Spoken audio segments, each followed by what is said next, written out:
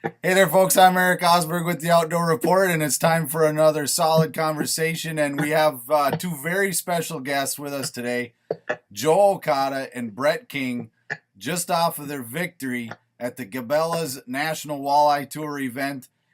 Fellas, thanks so much for making the time to chat with us. Brett, we're gonna start with you. Is it possible to describe what this weekend was like for you? Oh man, not really, Eric. It's just one of them moments that you feel like it's never going to happen, uh, but yet it was really kind of bittersweet. Um, Joe was the one I am knocking off to the lead in this thing. Luckily, as it worked out, we didn't let Tom Keaton come in between us, so we got first, second. So that's nice. But you never want to do that to one of your best friends and teammate, obviously. But the reality of it is, our goal going out was to finish 1-2, and we did it. At that time, I didn't care who got first, who got second. We won at that point. So, but no, I mean, I'm still soaking it all in. Uh, Honestly, the outpouring of people and the congrats that Joe and I have talked about this is just unbelievable. I guess that hopefully tells you you do things the right way. That people reach out like that. To be honest, I stopped at a gas station yesterday on the way home. It was a long drive home. Joe and I went out and did some photos early in the morning, and then we went our separate ways coming home. And I stopped at a gas station, went in and got a cup of coffee, come back out, and I started just trying to catch up on text messages and some Facebook messages again. I mean, I literally said, broke down. It just, that's worth it. So, Awesome, Joe. So Joe, what was it like? I mean, did you have an idea that Brett was gonna beat you, or when the final, did you see his bag and go, I think he's got me, or what was going through your mind at the final weigh in there? I knew it was going to be really close. I was going to be fine either way, and I still didn't know what Tom had. But when they told me I had over 26 pounds, and usually we don't, before we go up on stage, if they're holding the last few people back, you don't even say what you have really. But I said, you got an idea, Brett? And he's like, 25, man. And so when they called me up and said you got 26 something, I was like, I'm just doing quick math in my head. I was like, holy crap, maybe I got to start thinking about what I want to say. And then Brett has this two-fisted bag going up on his stage, and I see this one big white belly. I was like, that's a couple toads right there. And he squeaked it out. So but at that moment, I couldn't be happier for the guy. He really earned that victory, and I don't think there's anybody else that we were competing against that put in more hours fishing wise per day than that guy did to dial in on that you really didn't have a whole lot of time to work once you actually got there. So pretty cool. Pretty happy for him. Very cool. So Brett, I'll ask you this question. So I'm a weekend warrior, right? Like I'm just an angler, right? I just go out and fish when I can, and we all like to think we're pretty good at it. But can you describe, or what does it take to reach the level that you're at right now? I mean, what's the last 2, 3, 4, 5 years been like? I mean, was it smaller tournaments than bigger tournaments, or did you jump right into it, or how did you get into the big leagues, so to speak?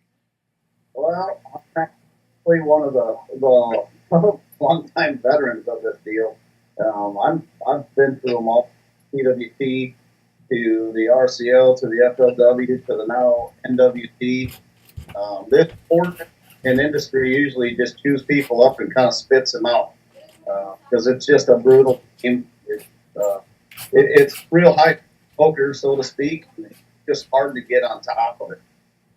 There was one point in time before I actually got my first major victory that I was about ready to throw in the cards and just go away, put my toys away and leave the sandbox, like so many do.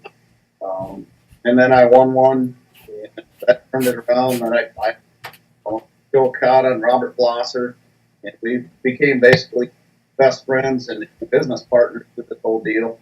And we just rolled it around. It couldn't be any better. So these things are extremely hard to win everything. I don't know how many second place now, but this dude's going to win. There's no question. He's going to win a lot. Well, and I don't want to age anyone here, but Joe, you're a little bit younger than Brett, so what's the climb been like for you then? It's you could ask my third grade teacher. It's something that I've been obsessed about ever since I knew people actually competed in fishing tournaments. It's just something that I've always been gravitating towards and trying to figure out how to make it work and trying to excel at it. And so it's pretty much been a lifelong obsession, and it still is. All right. So, well, and I'm sorry, I didn't mean to cut you off there, but I kind of wanted to get to the nitty and gritty of how you guys did this, how you won this, or finished 1-2. So, Joe, again, we'll go back to you first. What was your specific tactical approach to this tournament, and how'd you do it? It's been a long time since I've been to Saginaw Bay. Last time was 2009, and I focused on the inner bay there. This year, doing some homework and before we got there, figuring out that a lot of times a larger class of fish this time of year is focused on, outside of the bay. Brett and I actually parted ways. We actually started in my shed, rigging his boat until about 3:30 in the morning, Brett, the night before the tournament, or the night before we started practicing. And we split ways after that. We never saw each other for several days because I went 80 miles one direction around one side of Saginaw Bay. He went 50 miles the other way, up the other way of Saginaw Bay, and we just started covering water and going in opposite directions until we located a consistent bite that was worth honing in on. And I found a glimpse of something pretty cool going the other way, but I didn't know how it would hold on because it seemed a little more volatile than what Brett was on. And so at that point we just decided to throw our cards in the ring with what Brett had found and kind of work it a little bit more. So it really is because of Brett and what he was able to lock onto that we even had a good clue of what to go look for come tournament day anyway. So Brett, and again, I don't want you to give away all your secrets or anything like that, but what did you hone in on? How did you catch them? We were casting, what we call glide baits, ripping wraps. I was able to spend, because we split up and went different directions, I was able to spend a couple of days up there, depending on how it was going to go would be determined how much time I could there. The first day I spent up there, I had better than 24 pounds. But we had a good chop that day. It was decent fishing conditions. And then the next day, I believe it was, it went out. And when you do that, you go out and you try to extend it, spread it out, and see how far and wide that bite is. And, it was very calm that day, like almost flat for most of the day. So able to still catch it, still had like over 24 pounds that day after 5. And I remember talking to Joe and probably Rob that, man, the weather holds, we win up here for sure. But what that allowed, to do is go in at that point. I kept it because it was calm. I could go in pretty much getting clear and go in and see specifically what those fish were relating to and coming off of, and go find other areas like after a few fish. It became pretty clear exactly what they were relating to and how they were relating to that. Second system with immense currents, water temperatures, the fish that always monitor that, sure that's not changing. But I spent 2 days up there. I was talking to Joe and probably Rob again, and I really faked a long-term forecast. Guys, I'd like to spend one more day to just see how good this is. And the third day was flat home again. That probably the best practice at 26, in the fifth. So, so through that, I knew it was pretty consistent. When you can do that 3 days in a row, hopping around, was able to, 3 or 4 key areas, but it looked pretty good. So my mind was kind of made up at that until probably the next day. Then I went trolling. It was just like it was meant to be my week. I went trolling the next day on some other stuff. Caught another 25 pound basket doing that. So then I was confused.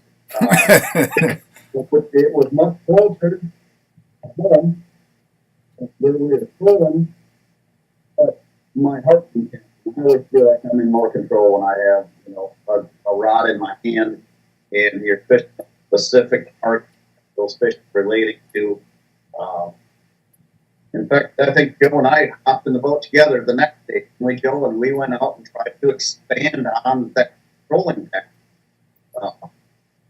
and see if we could spread that out a little bit. And we didn't get through that. But we finally gave up and went right back to where I caught them trolling the day before. They were just gone. And at that point, in my mind, it was made up. If I could go, I was going. And so you said you had a rod in your hand. That's kind of how you did it. What rod did you have in your hand, and how was the rod a factor? Was there something about the rod you had that helped you win, do you think? I can almost with certainty tell you that fishing with the JT rod, custom rods, that Joe, myself, and Rob got to help develop with Joe Bricko and Chris Brandon. That thing absolutely just funny. I feel comfortable with that thing. And I know for a fact that on day 2, I had some really crazy currents sweeping through my spot where we were fishing. And, to the point where it was pushing my boat 0.7 miles an hour on flat water. That's how stiff the current was. It was just putting a big sweep in my and totally changing everything. And those fish just seemed to be a little off that morning for whatever reason, whether it was a pumpkin or not. No doubt in my mind, there was 3 of the first 4 fish I caught that day. I just don't know that I would have felt them on it. Joe, were you using the same technique then? I've had that rod in my hand for the last 3 events. I don't want to put it down, and I prefer not to find a trolling bite because I enjoy using it so much. And I'm not even just saying that. I used to be a believer that, especially with these rib jigging techniques, that when a walleye hits it, you could be holding onto a broomstick and you'll still be able to catch him. But then when you actually hold on to this rod and fish it and feel subtleties, the way your bait's behaving and the way fish strike and strikes that you never knew you might have had by using something else. Going back to other rods, I still have other rods from other brands in the boat, just so I have an arsenal ready to go, because I don't actually have a full arsenal in my boat all the time yet of JT rods. And when I go back to them, it literally feels there's like a numbness in those rods, and it's hard to explain. And for the longest time, I've gotten away with lesser equipment to get the job done. But now that I've had the opportunity to use these rods, I don't want to put it down. It really is amazing.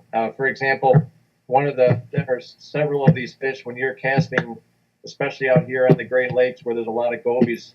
A walleye will actually, or anywhere really, a walleye will actually try to kill that or stun that bait before it actually tries to engulf it. Sometimes you're lucky enough and they choke it down and you have that bait down in their throat when you're reeling it in. But other times they're barely hooked, or you feel a whisk, or you feel a slight tick, and you didn't know if that was the jig falling, the bait falling off the edge of a rock or anything or what it was. But there was something different there, and it's stuff that you don't feel all the time with an everyday rod. And until you get this rod in your hand and try it, and have a few days experience with it. You know, you either just take my word for it or you just got to go try yourself. It truly is amazing. And that was the Black Rain, right? It's a 6'9" black rain. Yep. Awesome. Well, I can't thank you guys enough for the time. I know you guys have had a lot of requests here the last few days. So really appreciate you making time to chat with us. Congratulations on the 1-2 finish. Where are you guys headed to next? Devil's Lake. Devil's Lake. I'll actually be on the beach like this over here for a couple of evening events. Really looking forward. It's always a good time. Next NWT is on Devil's Lake. I haven't looked yet, but I think both Joe and I are sitting really good in the expert. So that's probably our next focal point to bring home another angler title. So yeah, be a good year. All right. Well, again, thanks for taking the time, guys, and best of luck. Best of luck the rest of the way. Thanks, Good Eric. work, Brett. Thanks, Joe. Love you, man. Love you too. See you, boys. See ya.